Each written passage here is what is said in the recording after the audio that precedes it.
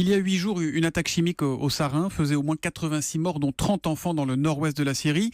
En me regardant droit dans les yeux, est-ce que vous pouvez me dire que le régime de Bachar el-Assad, votre gouvernement, n'y est pour rien ? Je ne peux vous répondre qu'en vous regardant dans les yeux. C'est une accusation politique. Parce que toutes les informations qu'on a eues sur cet incident venaient... Incident ? Comme vous voulez, attaque... alors, venaient d'un organisme basé à Londres, l'Observatoire syrien des droits de l'homme. Et vous savez, c'est quoi cet organisme ? C'est le bras médiatique des frères musulmans.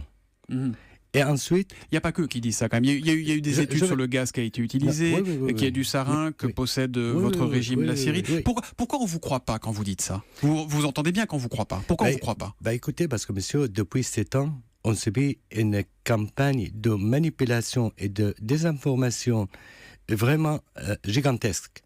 On demande, il y a beaucoup de journalistes français qui sont venus en Syrie. Ils ont vu une autre réalité.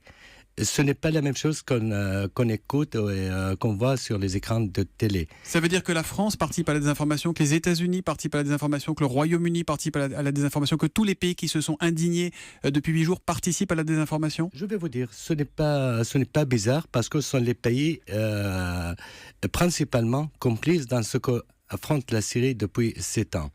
Je vais vous dire une chose, monsieur. Dire que les événements en Syrie